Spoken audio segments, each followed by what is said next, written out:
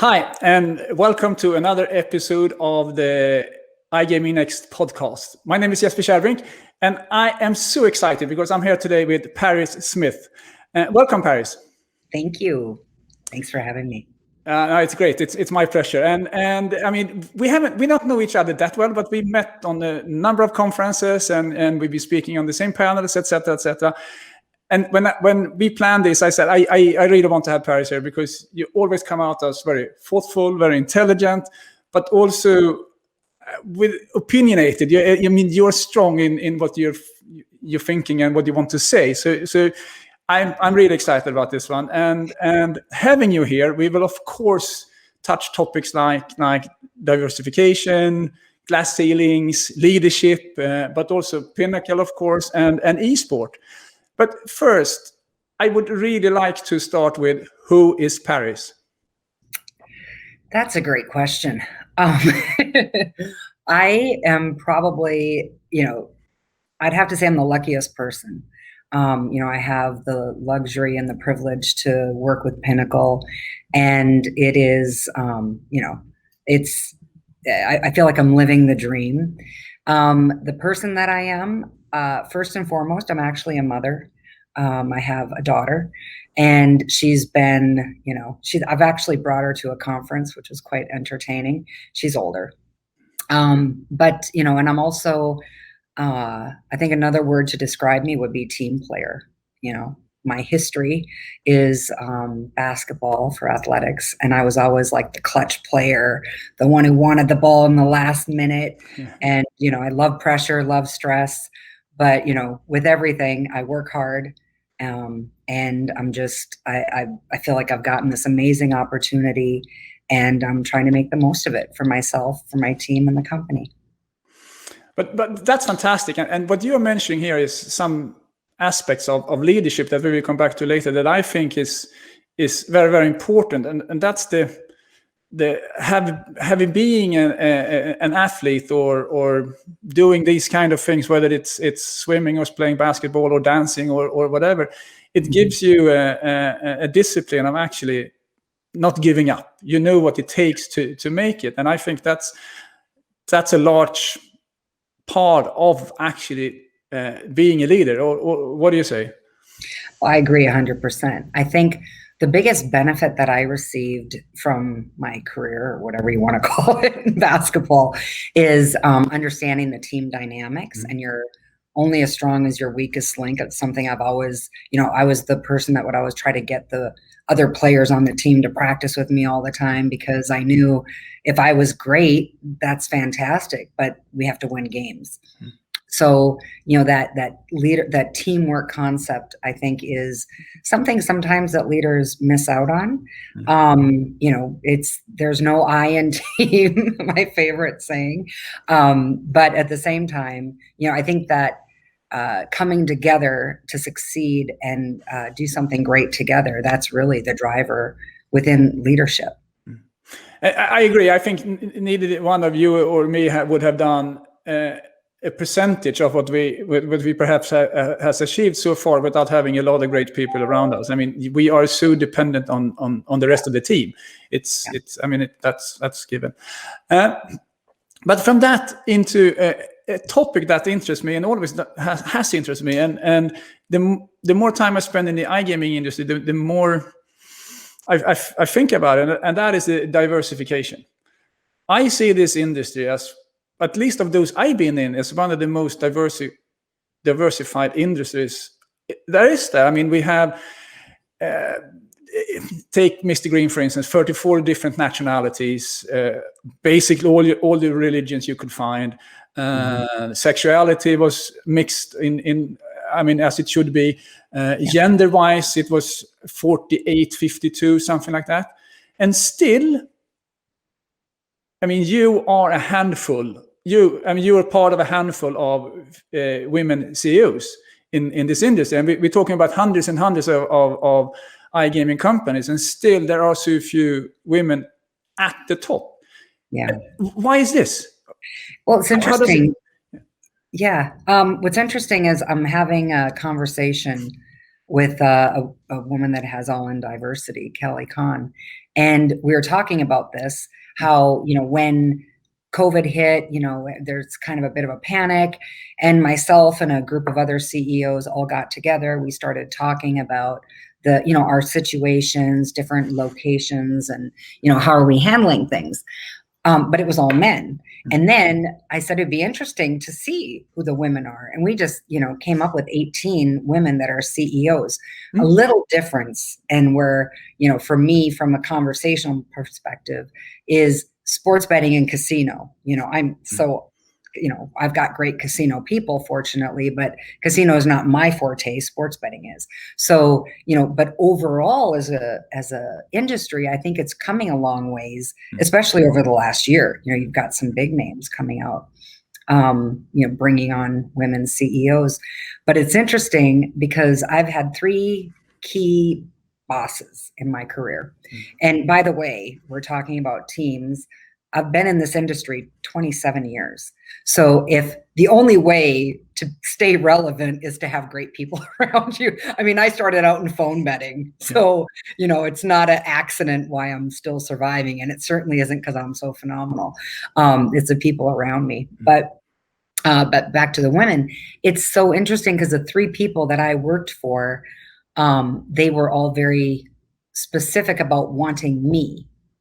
And I never thought of the fact that I was a woman. I just felt like it was me. And it was only really until like 6 years ago, everybody kept saying, oh, it must be hard being the only woman. I'm like, oh, I didn't even notice. But yeah. Yeah, but I think you're touching a very important point here, and that is we are recruiting individuals, and it has always to be a me in this, and I might be a man or a woman, or I might come from Sweden or from the US or from Asia or whatever, and so it's always a me. But still, if we look at the statistics, most me's out there in the CEO positions are male. Do we have a glass ceiling also in the iGaming industry, or is there? Why do we have this? Why is this like this? I have a theory, but I would like to listen to you first. Yeah, I don't know if I have a theory about it, but I do believe that it's all about creating an influence. You can be a leader, you can be a CEO. There's a lot of CEOs that sit there, but it's really about being successful and making change. So whether you're a man or a woman or whatever race you are, you have to be able to make positive change. So, it's really about understanding what person is going to be the best individual to make good decisions and be an influencer, whereby, I feel like as time progresses, I do think it's, it is shifting slowly, and I think it's going to continue to shift because there is a whole, especially with COVID, there's a whole new level of empathy that is becoming, a requirement for leadership. Not a lot of women and not a lot of men have empathy. So it's really, just about finding the right person for the job. At Pinnacle, we are extremely diverse. And there's, when I hear, oh, we should have X amount of women by X amount of time, like that's a bit of a turnoff for me. I get it because you want people to be conscious, and aware, but at the same time, all we care about is getting the right person. Yeah. That's all we look at. And I don't know if it has anything to do with my team having a female leader, but they are very adamant to get the right person. There's times where we're like, yeah, it might be good to, get whether it be a woman or man in a certain team, just to kind of shake things up because, especially with different math and trading is typically more male dominated than female in development, but we still have a good spread of diversity across the whole organization. No, but that's good. And I mean, you and the other top women today are kind of role models. And I think that is needed because what we see here is, if I might be guessing here now, or generalizing, but I would say that in a pool of applicants, you have more male applicants than women applicants. And that's not because there's a glass ceiling. You have a lot of fantastic, talented women on mid-levels and moving up, etc. But then something happens. And it might be two things. First of all, I mean, children, of course, carrying children and giving birth gives a break in a very timely sense. So you can't see past that. But that should not be a hindrance in itself. But then I also think male or guys are a bit more stupid in the sense, now I might have a lot of people hating me here, but in the sense, I got my first CEO job when I was 28. They called me from a Swedish newspaper up in the middle of Sweden, and they asked me, yes, but do you want to be the CEO of our company? I hesitated for a millisecond. I mean, I didn't even, the word no didn't even occur to me. It was a yes. And then I start thinking about all the, wow, I have to bring my family up there. What did I actually, can I do this job, etc., etc., etc. While women, especially young women, are more, they're more thoughtful. They think about these things and they tend to say no, which would have been the clever thing. Honestly, I succeeded on that job and that built my career. But the odds for me to fail was like, I mean, they were basically given. But somehow with a good team and all that stuff, we did some good things there. And I think that's also a kind of a personality, or am I wrong there? Are male more prudent to say yes? And why women are a bit more like, think about it. And then they do the calculations more cleverly than men are doing. Yeah. Well, it's interesting. There's studies that say if you get, a man is much more, they would apply for a job that they're not qualified for. Exactly. That's what I mean. Yeah. Only apply if she's 100% qualified. Yes. And then the other thing is we have a value perception, where you don't want to get overpaid because you want to make sure that you're going to get what you can provide. And, so even from a negotiation perspective, and that's the thing, how many times have we hired somebody that's, you think on paper and the way they sound, it's really amazing. And then you get them in the door and it's like, wah, wah, they can't do the job. They're totally out of their scope, out of everything. What we have done for that, just as a quick HR aside, we do different testing. Because we want to make sure that, we treat recruitment from a risk management perspective, which is just in the DNA of Pinnacle. And it's been super successful for us to do that. But going back to your point, it is really about that men are more inclined to apply for those jobs, even if they're not totally qualified for it. Incidentally, every once in a while, so I guess the moral of that story would be if you have a female applicant, you probably want to look at it a little bit closer because there's probably something there. But it happens the other way where they just think, oh, they have a female CEO, let me apply. I'm sure, I'll get in there. And it's like, no, it's not how it works, actually. But I agree with you, and that's the feeling I have as well, that there's a difference there. And by that, the pool of talents appear to be a bit skewed. There seems to be more guys in that pool than female. And this is something that we should work with. And I know that I worked with some amazing HR directors and lately with Roberta Gears at Mr. Green. And there is a strong job in doing this. And still, when I look back on my career, I have recruited women in C-level positions, absolutely. But I have recruited more men. That is the way it is, and then back to what you said before. I'm always looking at the person. I don't really give a damn whether they are male or female or white or black or speak English or Swedish or whatever background. The right person should do the job, and whoever that is will get the job. But at the same time, the pool is skewed, and that's something we have to work with. I think. Yeah. Cool, good. Modern leadership. How would you define? I mean, we have a COVID situation, as I said, and we have to be more feeling in it. It's difficult to lead over videos like we are doing here now. I know that you are in North Dakota now, and you have your people scattered all over the globe, basically. And so what is the new leadership? What is the new trend in leadership? And how have they been affected by the pandemic? Mm-hmm. Well, it's, I mean, there's business, and then, what I'm trying to keep my finger on the pulse of course, is mental health as well. Mm-hmm. We have people that have been in jurisdictions that have full lockdowns. Mm-hmm. I can't even fathom what they're going through. And then, you and I had a little conversation about balance, but like talk about finding an impossibility of balance. You want people to spend family time, but then sometimes they're like, well, work time is my time, and there is no me time in this time, unfortunately. But yeah, I think, like I said earlier, the empathy is a huge part of it, but it's also about really looking at opportunities. Like when it all happened and, it started getting ugly in March, nobody knew anything. We didn't know if there'd be no sports to the end of the year. That would have been, of course, catastrophic. And also in sports betting, this is never to be heard of. Like, this is a situation that just nobody could have predicted that there would be a period of time where there were no sports.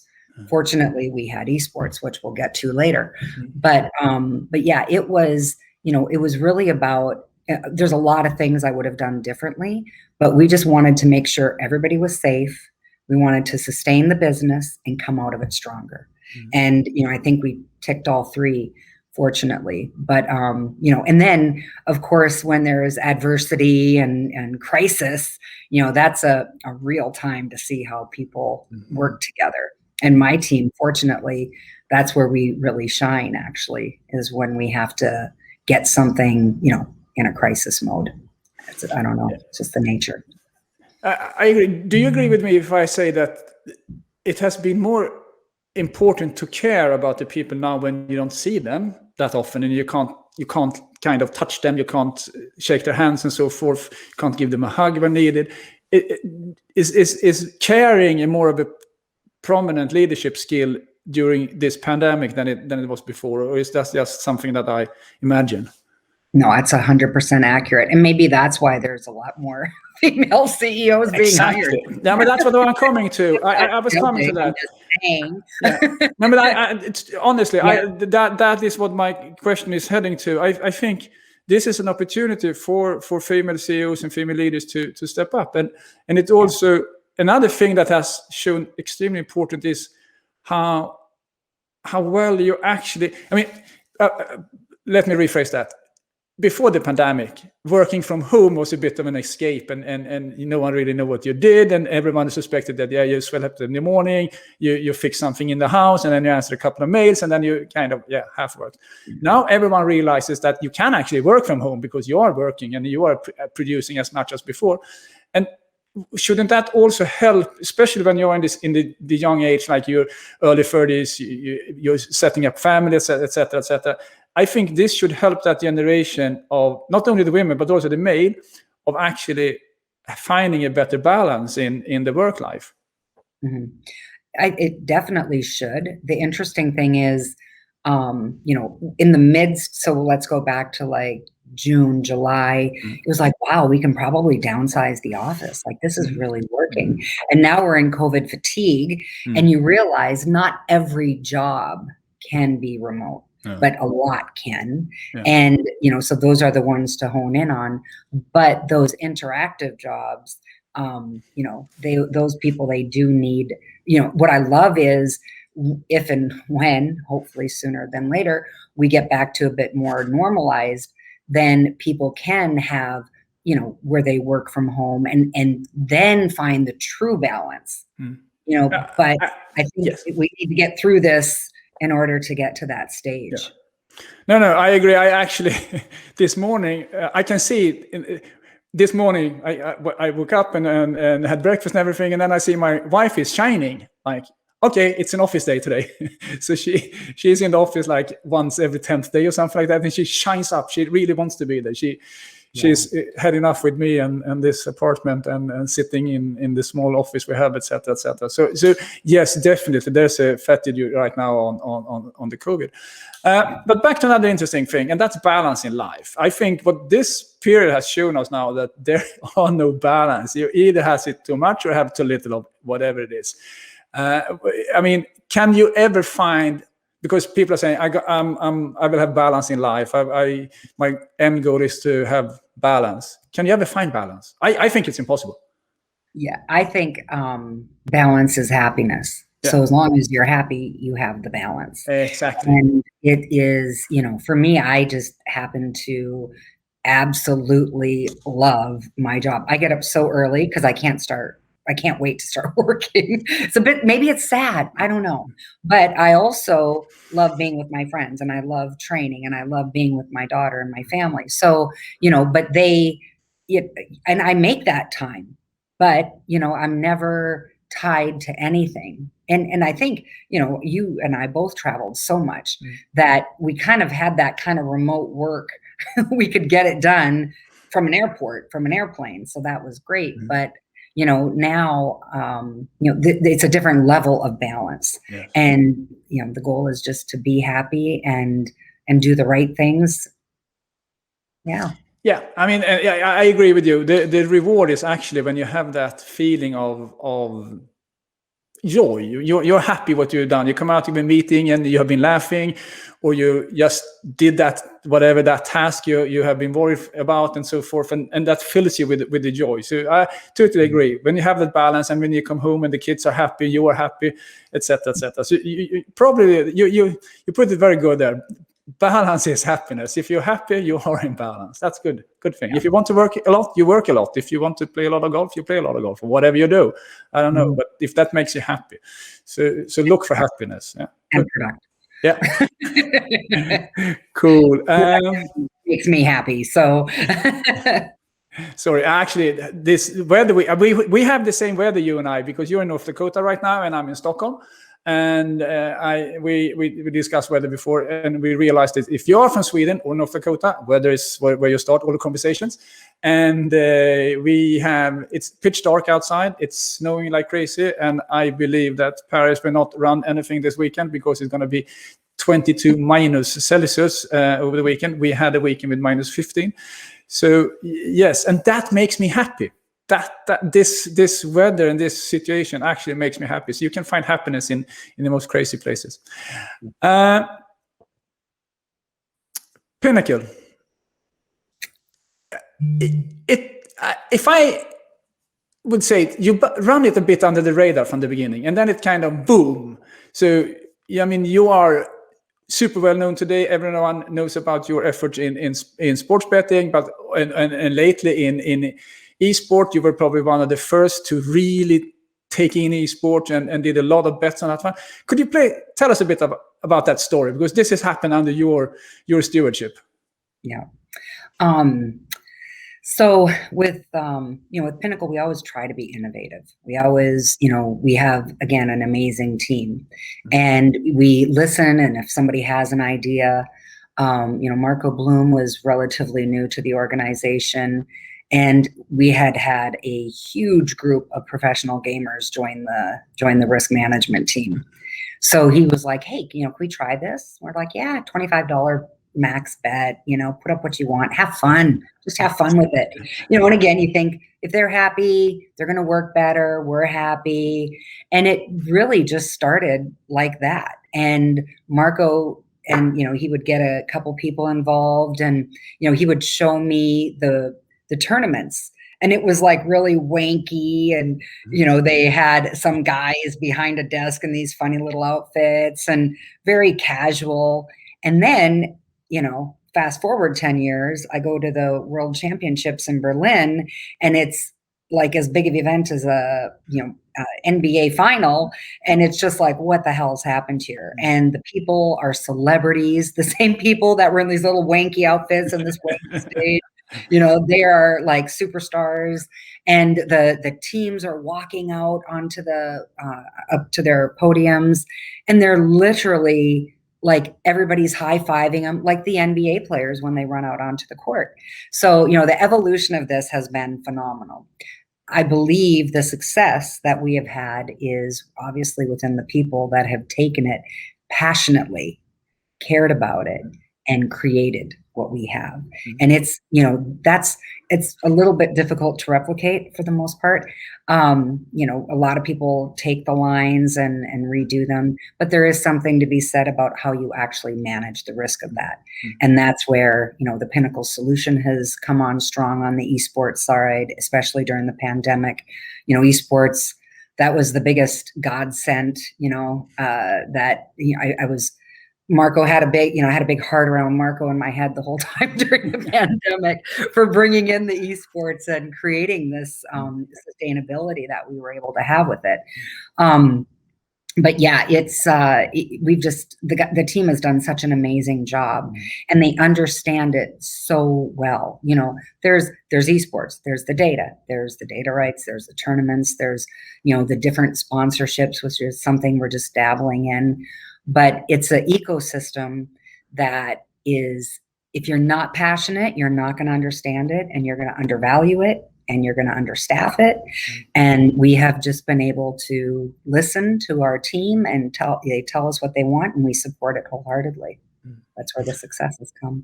I mean, that's interesting, because I think that being that early and building this ecosystem and putting all this passion into it, it also builds a hurdle for others to enter. The barrier of entries will be super high, because everyone else will be compared to what you are doing. So I think you really succeeded in this one, and it comes out so clearly. And a question that from the beginning you were a bit under the radar as a brand, and now you're a bit more exposed, especially in the industry, and that will necessarily not bring you more players, but is being visible in conferences and being out there and talking about the Pinnacle and so forth. Is that the way of building the brand internally? Is that employer branding? Is that important for employer branding? Yeah, I think it is. And it's really, it was very pragmatic in doing this. When I came into Pinnacle, I didn't have the autonomy that I have now. And now that I know exactly what we're standing for, what we're doing, and having new ownership, it was at that moment in time that we wanted people to understand Pinnacle, because it is an amazing story. It is, there's a lot of sports books. There's a lot of sports books that are marketing companies. There's a very few genuine, to the core sports betting companies, risk management companies. So, of course, that spun off into Pinnacle Solution, because we did feel like we have a niche there where we can actually monetize other people's volume, where, other people are just trading it. We're managing the risk for it. So it was and also I think it's helped with the Pinnacle Solution, with people understanding better who we are as a core company, and then what that will translate to for them. But, we're proud of it. Everybody was always wondering the big, when I joined Pinnacle, they're like, there's an inner circle, you're never going to get in. And the inner circle hired me. So yes. I got in. You got in, yeah. But, it is, and I think what we don't want to lose is we don't want to be secretive, but we do want to remain humble. And, I think that's one of my favorite things about the new ownership. He's just the most genuine, humble person, and we will continue to do great things, and they're going to become much greater, hopefully, in the future. But, it's, we're just never going to, be out there saying, oh, we're just so amazing. That's not who we are. I like that. Successful and humble. That's the perfect combination. There are so many successful people out there being assholes at the same time. So being successful and humble is amazing. It's a really good strategy to have. And no, I like how you have built this and how you come out in the industry. And I totally understand why you're doing this B2B now. We see this as a trend with a lot of operators spinning off their platforms. Betthard is doing it. Betsson is doing it. Kindred did it with Kambi quite quite some time ago. But I think what you say here is that you can't just do it. You have to kind of bring in this passion and to drive it forward. So it would be really interesting to follow that one. I saw that Danske Spil has joined as one of your customers. That's amazing. Yeah. Congratulations to that. Yeah, thank you. So that will be really, really cool to follow. Yeah. Good. And then esport. We have to talk about the esport. It's an amazing thing. As you said, it started with these small kids drinking Red Bull and playing PC games, and everyone was like, what is this? And we have been kind of hustling our own kids that you spend too much time in front of the computer, etc., etc. And now we see that, wow, these guys are rock stars and they make millions, and they actually, it's a profession in itself. How much from a betting perspective, how much did the fact that all the other major sports was closed for months, how much did that mean to esport as a gambling product? Well, I think it became front and center, and a lot of people that normally, there isn't a massive crossover from an esports bettor to other sport bettor. Right. So, and that's one of the misconceptions people have. So you have to target them as an esports bettor, but when there's nothing, a bettor is going to be like, well, I keep hearing about this esports at Pinnacle. They take a look at it. They start going on Twitch, following, so we had a lot of people dabbling, if you will, into the esports side. What was so interesting is the amount of, the esports product grew significantly, obviously, over the pandemic or during and now. But, some people, it dropped right back off as soon as other sports came on. But for us, it's continued to increase. But the other sports have come back so strong. We really, when we said, let's come back stronger, I think we're just in such a comfortable place to keep the catalyst of growth and success going. Sorry, Paris, to interrupt you. Is that because when I hear you say that, I would suspect this is because you have the passion. This was not just a substitute for you. For others, it was a substitute. Okay, we don't have any football. Let's add some esport. While you had this as part of your DNA, this is one of your core products. Not the biggest one, because when football was there, it was, of course, much, much bigger. But you had it as you had the passion for this. Is this why you think the players stayed with you, because they felt that this is for real? I think it's that, but also, they don't see the passion, but what they can see is the amazing product. So during the lockdown, all of our, COVID, all of our guys, they really focused on honing in, like we took resources from every sport and put it into the esport product and made it better.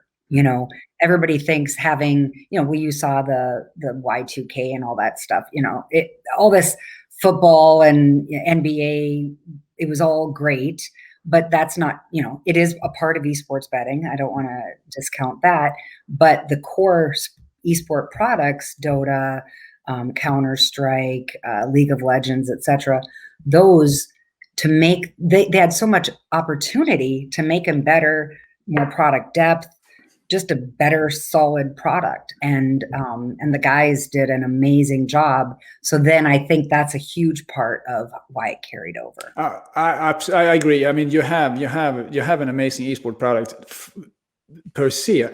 But I also think that you can't have a great product without having the passion. I was running an e-commerce company called Euroflorist. We're sending flowers back and forth, like 1-800 flowers in the US, all over Europe. And we had a fantastic customer service manager there. Her name was Katja. And we talked about this, and she had this idea of putting mirrors in front of the customer service people, because basically at that time, most of it, 50-60% was over the phone. And she said, if they smile, the customers start to smile. Yeah, but come on, they can't see you. They can't see them. I told her, this is like landlines. And it doesn't matter. They have tested this, apparently, somewhere. And if I smile when I talk in the phone, you hear that. And you start to smile as well. And that's passion. If you put passion into your product, even if it's bits of code and come out as something, I might be naive, but I think that is shown in the product that I'm using, whatever that is. If that's a soda drink or a e-commerce site or playing some sports book or whatever, I think that passion actually shows. And so, once again, you have a fantastic product there. So more entertainment. Everyone is in this industry now is talking about more entertainment. We have new kind of customers coming in. We have during the pandemic, the transmission from offline to online casino has exploded, of course, but we also have a new batch of players that hasn't played casino either land-based or online before, but have had nothing to do or time to spend and money to spend during the pandemic and started to come in here. How do we retain these players? Do you see them? Are they different, or is this just a myth that is created by the industry right now? Well, it's interesting because we've never been focused on casino until right before the pandemic. We brought in a really solid casino manager. And again, if I could do some things differently, I would have brought him in, so he could have gotten more things that he wanted done earlier. But it's interesting because I think, we're still teeter-tottering. There's still people that are, 1 week they're working, the next week they're in a lockdown or month or whatever it might be. So, I think just to have a solid product, solid customer service, decent promotions, obviously in the casino, they are being retained. So although, we are seeing a small increase in the casino during the pandemic, then now we're really getting the benefits of it because we started investing so much into the resourcing of development for it, just to get something out there that would be, slightly more competitive because we've always just focused on the sports betting side. But, it didn't even dawn on me that I didn't realize so many of the companies were predominantly casino that I thought were sports betting. And I'm like, how are you doing? Oh my God, this is just awful. No, our casinos increased by 40%. I'm like, oh, gosh, if I could only have seen this.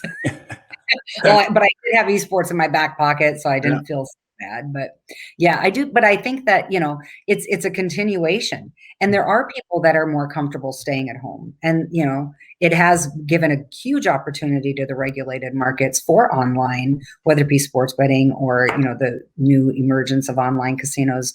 I think it's going to get more popular in the US market. So it's just about having, a good, solid product.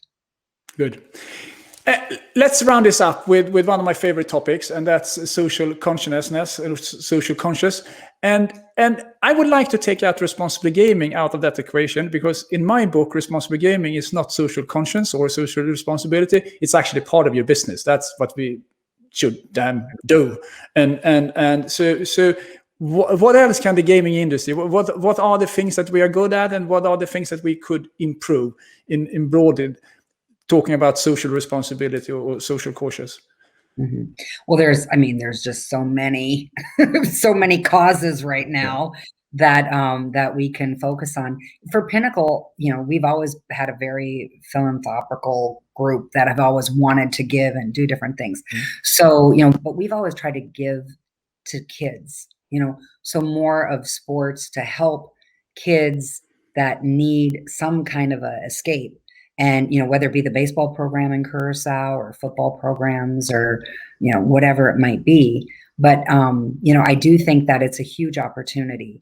And they're innately, I don't know, almost everybody I know in the industry, which is quite a few, they're all givers. Mm-hmm. So, but it's not like, hi, everybody, we're giving something. It's really more as, just doing stuff for the sake of doing it, not for the sake of being recognized for it. And, what may have to happen is that people just, you don't have to grandstand it, but have a higher awareness of that, because we are very charitable. So, we just need to focus a little bit more. And, I think there's a lot of things we could work together on, whether a conference has something where all the people attending the conference can do something, but there's so many, there's environmental issues, all the offices we try to, do non-bottled water, there's so many small things that we can do with such a massive influence bandwidth that we have. Good, I agree with you, and I think it starts with being conscious about these things, and it's also the small things, and small things adds up to the big things, whether it's the environment or programs where we can help. And I personally, for me, the environment is so close to my heart, being up here in the north and seeing how the winters are getting shorter and shorter, and eventually my grandkids will have a couple of days of snow where I had like seasons of it and loved it. And so that's really close to my heart. And I think the iGaming, we are not producing stuff or shipping or selling stuff, but still we are producing quite some energy, and here we can do things together. But also what you're saying here, helping the kids and to get them to move, to do things, and whether that's baseball or basketball or whatever. But you and me as old athletes, we know that the importance of this, how that that's such a strong DNA, even if we never ended up as gold medalists in any of this, but we spend a lot of our youth playing sport, and that has meant so much in how we are today. And so I think that's fantastic you're doing this, and especially if you can do it in places like Curacao, where giving is not perhaps as given as in many other countries. I assume. Good. Paris, this has been, as I thought and hoped, this has been a fantastic chat. I'm really, really, really happy that we could have this conversation, and thank you a lot, and hope we can start traveling again so we can meet each other on the physical conferences. Those are, sorry, we should really round up with that. We discussed that before. Those are needed. You see now when you can't go to a conference, how much they really mean in meeting people and kind of getting the ideas going through your head. Yeah, for sure. Yeah. Missing all of our people. We do, exactly. No, on that note, once again, thanks a lot, Paris, for joining me in this. It's been fantastic. Love it. Thank you. Thanks.